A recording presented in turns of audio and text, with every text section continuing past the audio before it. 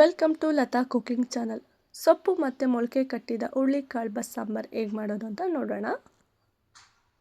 2 ಈರುಳ್ಳಿ, 1 ಬೆಳ್ಳುಳ್ಳಿ, ಸ್ವಲ್ಪ ಕೊತ್ತಂಬರಿ, 1 ಬೌಲ್ ಕೊಬ್ಬರಿ, 7ರಿಂದ 8 ಹಸಿಮೆಣಸಿನ್ಕಾಯಿ, ನಿಂಬೆಹಣ್ಣು ಗಾತ್ರದ ಹುಣಸೆಹಣ್ಣು, 1 ಟೀ ಸ್ಪೂನ್ ಜೀರಿಗೆ, 2 ಒಣಮೆಣಸಿನ್ಕಾಯಿ, 1 ಈರುಳ್ಳಿ ಚಿಕ್ಕಗೆ ಹೆಚ್ಕೊಂಡಿರೋದು. ಇಲ್ಲಿ ಮಿಕ್ಸಿ ಸೊಪ್ಪನ್ನು ಚೆನ್ನಾಗಿ ವಾಶ್ ಮಾಡಿ ಕಟ್ ಮಾಡಿ ತೊಗೊಂಡಿದ್ದೀವಿ. ಮೊಳಕೆ ಕಟ್ಟಿದ ಹುರುಳಿಕಾಳು. ಈಗ ಒಂದು ಕುಕ್ಕರಿಗೆ ಸೊಪ್ಪನ್ನು ಹಾಕ್ಕೊಂಡ್ಬಿಟ್ಟು ಅದ್ರ ಮೇಲ್ಗಡೆ ಕಾಳನ್ನು ಹಾಕ್ಕೊಳ್ಬೇಕು.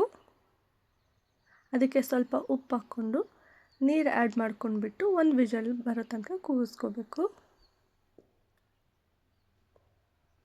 ಈಗ ಒಂದು ಪ್ಯಾನಿಗೆ ಸ್ವಲ್ಪ ಎಣ್ಣೆ ಹಾಕ್ಕೊಂಡು ಮೆಣಸಿಕಾಯಿ ಹಾಕ್ಕೊಂಡ್ಬಿಟ್ಟು ಅದಕ್ಕೆ ಸ್ವಲ್ಪ ಈರುಳ್ಳಿನ ಆ್ಯಡ್ ಮಾಡಿ ಫ್ರೈ ಮಾಡಬೇಕು.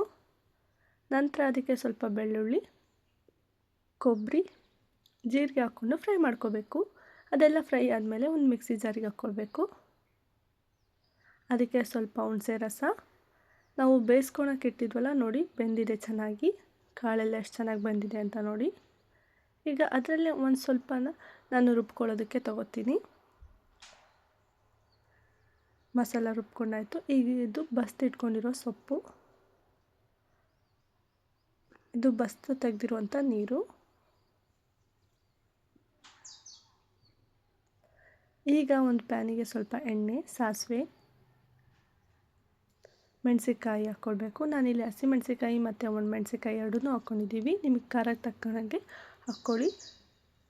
ನಂತರ ಸ್ವಲ್ಪ ಈರುಳ್ಳಿ ಮತ್ತು ಉಪ್ಪು ಹಾಕ್ಕೊಂಡು ಗೋಲ್ಡನ್ ಬ್ರೌನ್ ಬರೋ ತನಕ ಫ್ರೈ ಮಾಡ್ಕೋಬೇಕು. ಅದು ಫ್ರೈ ಆದಮೇಲೆ ನಾವು ಬಸ್ತಿಟ್ಟಿದ್ವಲ್ಲ ಸೊಪ್ಪನ್ನು ಹಾಕ್ಕೊಂಡು ಮಿಕ್ಸ್ ಮಾಡಬೇಕು. ಈಗ ಅದಕ್ಕೆ ಸ್ವಲ್ಪ ಕಾಯಿ ತುರಿನ ಹಾಕ್ಕೊಳ್ಬೇಕು.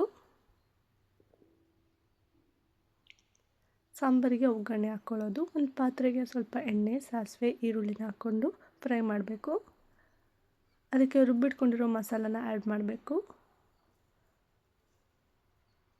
ನಂತರ ಬಸ್ತಿಟ್ಕೊಂಡಿರೋ ನೀರನ್ನು ಆ್ಯಡ್ ಮಾಡಬೇಕು. ಸಾಂಬಾರು ಕನ್ಸಿಸ್ಟೆನ್ಸಿ ಬರೋ ತನಕ ನೀರು ಆ್ಯಡ್ ಮಾಡಬೇಕು. ಅದನ್ನು ಕುದಿಯೋಕ್ಕೆ ಬಿಡಬೇಕು. ನೋಡ್ತಾ ಇದ್ದೀರಲ್ಲ, ಇದು ಈಗ ಕುದ್ದಿದೆ. ಸಾಂಬಾರು ರೆಡಿ ಆಯಿತು. ಇದನ್ನು ಮುದ್ದೆ ಜೊತೆಗೂ ಅನ್ನದ ಜೊತೆಗೂ ತುಂಬ ಚೆನ್ನಾಗಿರುತ್ತೆ. ಟ್ರೈ ಮಾಡಿ. ನೀವಿನ್ನೂ ನಮ್ಮ ಚಾನಲ್ಗೆ ಸಬ್ಸ್ಕ್ರೈಬ್ ಆಗಿಲ್ಲ ಅಂದರೆ ಈಗಲೇ ಸಬ್ಸ್ಕ್ರೈಬ್ ಆಗಿ.